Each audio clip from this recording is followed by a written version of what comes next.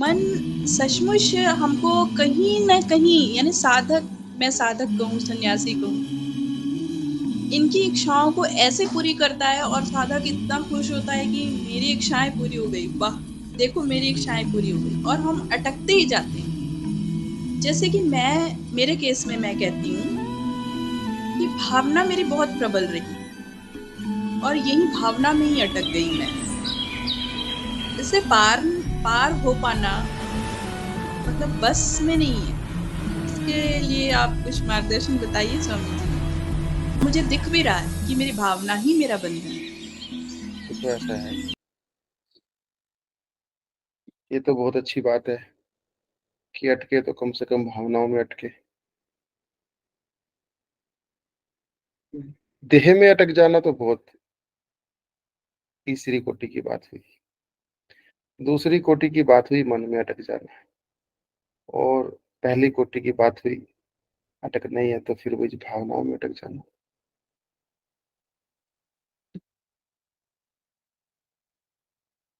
अब जिसने देह से मुक्त किया और जिसने मन से मुक्त किया, तो वही आपको भावनाओं से भी मुक्त कर ही देगा। और ये सवाल बताता है कि आप के भीतर जागृति आने लगी है भावनाओं के प्रति भी, नहीं तो ये सवाल ही क्यों उठता।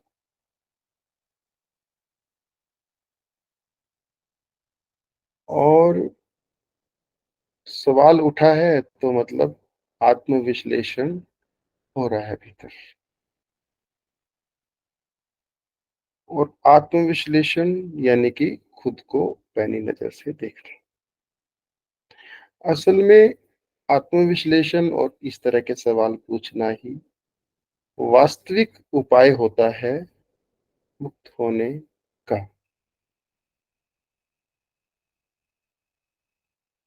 अब मैं बस यही कहूंगा कि इसका और अलग से ना करो कुछ भी।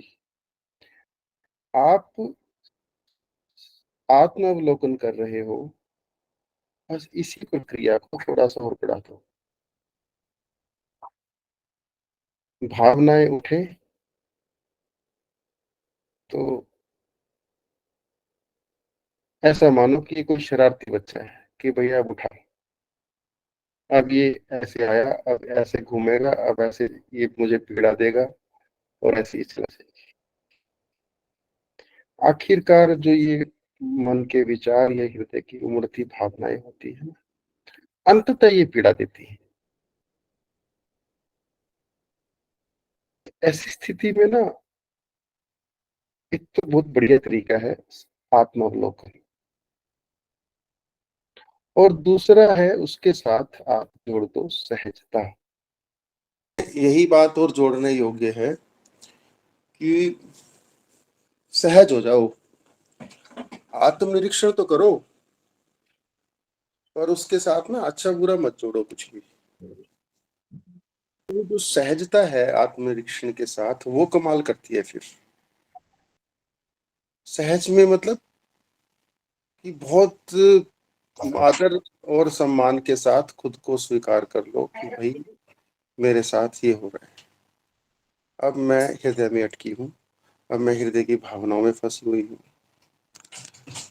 तो इसको समस्या ना मानते हुए आप अपनी स्थिति मानिए। जब तक समस्या मानते रहेंगे तब तक आप इस समस्या में रहेंगे, और जिस दिन आपने स्थिति मानी तो स्थिति परिवर्तित होना शुरू हो जाएगी। ये सहजता का जादू है। और सहज शब्द बड़ा साधारण सा शब्द है, लेकिन ये बहुत असाधारण काम करता है।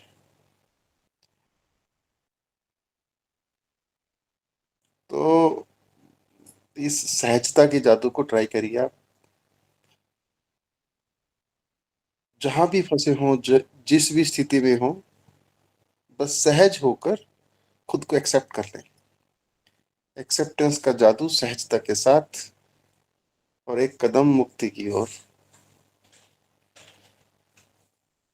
किसी भी हृदय के अटकन से। या पक्का मानिए। बस होगी बात। जी स्वामी जी, मैंने स्वामी जी की पूरी बात सुनी और प्रैक्टिकल भी मैं इसको कंटिन्यू करती हूँ स्वामी जी। जो अपेक्षा रहित प्रेम, अपेक्षा रहित स्वीकार भाव, जो आपने 4 बातें मुझे, फिर कुछ दिनों के बाद वही की वही स्थिति, मतलब मैं, लगता है कि गोल-गोल घूम के वहीं गोल घूम रही हूँ। मुझे मतलब ये मेरा अनुभव है कि मैं गोल-गोल घूम जाती हूँ, फिर वहीं अटकना, मतलब वही रोना-धोना, वही विरह, फिर उसको देख लेना अपेक्षा रहित, फिर स्वीकार कर लेना और फिर वही। मतलब मैं यहाँ पर मैं ही लगा रही हूँ, ऐसा लग रहा है कि बस मैं ही चल रहा है कुछ। कुछ तो मैं चल रहा है। शायद पर्सनल हो जा रही है बात, देखो, पर मुझे कोई लगता है बात जी। नहीं, एक बात ध्यान रखो, साधना रुकती नहीं है, पकती है। गोल गोल भी घूम रहे हो तो पक रहे हो। थोड़ा सा आप, जिस दिन कांटा जोर से चुभेगा ना, उस दिन आप इस घेरे से बाहर आ जाओगे। ये थोड़ा कम चुभ होगा, नहीं तो कौन गोल गोल घूमना चाहता है। तो मैं जितना समझता हूँ स्थिति को, तो उसमें तो यही है कि अगर गोल गोल घूम रहे हैं तो फिर जोर से घूमो। स्वामी जी, जोर का झटका तो आप ही दे सकते हैं, सदगुरु ही दे सकते हैं, और कोई नहीं दे सकता। ज़ेन मास्टर ही दे सकते हैं। देखो, जोर से घूमोगे ना एकदम बाहर आ जाओगे आप। जी स्वामी हाँ, जी। है ना, सहजता के साथ।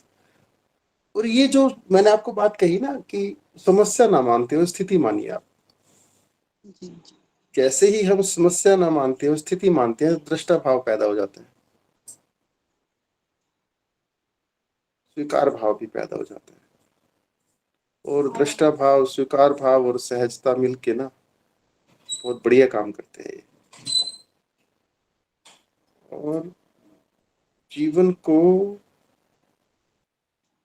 ऐसा मानना चाहिए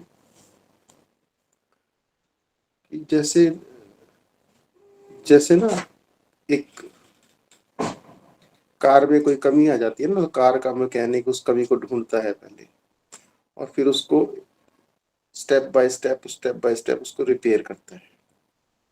ऐसे ही हमें अपने जीवन को रिपेयर करते रहना चाहिए। हम थोड़े ढीले रहते हैं इस मामले में। और अनुभव आए यदि जीवन में कोई, उससे बिना शिक्षा ग्रहण किए जाने नहीं देना चाहिए।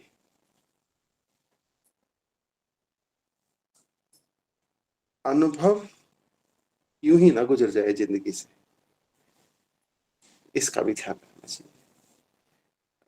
असल में बेचारा अनुभव आता है, हम उससे कोई शिक्षा ग्रहण करते नहीं, फिर वो चला जाता है, फिर वो दोबारा आता है, वही अनुभव आता है। और इस आशा में आता है कि भाई अब की बार तो ये बंदा कोई ना कोई शिक्षा ग्रहण कर लेगा मेरे से, पर हम फिर भी नहीं करते, फिर वो चला जाता है, वो फिर आता है। ऐसा ये चक्र चलता रहता है। तो अब जीवन तो है छोटा। अब क्योंकि जीवन बहुत छोटा होता है इंसान का, हमें बस ये देखना है कि कहीं ऐसा ना हो कि अनुभव ही अनुभव आता रहे और जाता रहे, और हम वहीं के वहीं खड़े रह जाए। तो अनुभव से समझ और शिक्षा ग्रहण करिए, और गलतियां करिए बार बार, पर नई नई गलतियां करिए, एक ही गलती बार बार ना करें। जी स्वामी जी, बिल्कुल exact exact exact Swami ji. हमको सीखना चाहिए, और हम सीख सीख जब तक वो प्रबल प्रहार नहीं होता ना, तो सीखने में थोड़ी कमी रह जाती है। बस मैं तो एक एक मैंने वो बनाई थी एक बार, जैसे एक शिविर का एक प्लान बनाया था, ओपन योर हार्ट के नाम से, अगर किसी ने कभी ज्वाइन किया हो तो शायद। तो उसमें एक लाइन लिखी थी, यदि हम अनुभव से समझ और शिक्षा ग्रहण नहीं करते तो प्रकृति को वही अनुभव हमें बार बार करवाना पड़ता है। क्यों प्रकृति माता को इतना कष्ट देना कि बार बार बार बार बार बार उसे और भी तो काम करने होंगे कि वही बार बार अनुभव हमें करवाते रहे।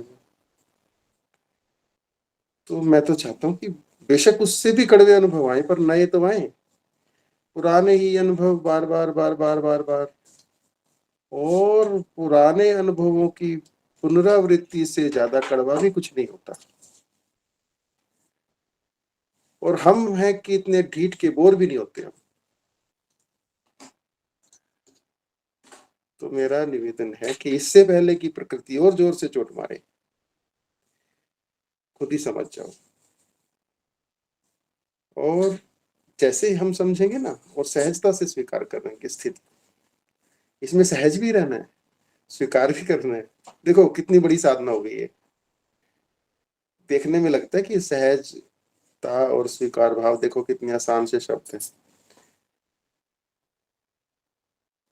जैसे ही हम सहज और स्वीकार होंगे, एकदम ना जंप लग जाएगा और हम अपने आप को नेक्स्ट स्टेज पे पाएंगे और पिछली क्लास की समस्याएं पिछली क्लास में ही छूट जाएंगी। बस उनकी फिर कभी चर्चा भी नहीं उठेगी, आपको याद भी नहीं आएगी उनकी।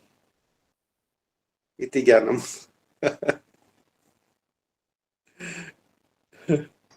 खूब खूब धन्यवाद सब।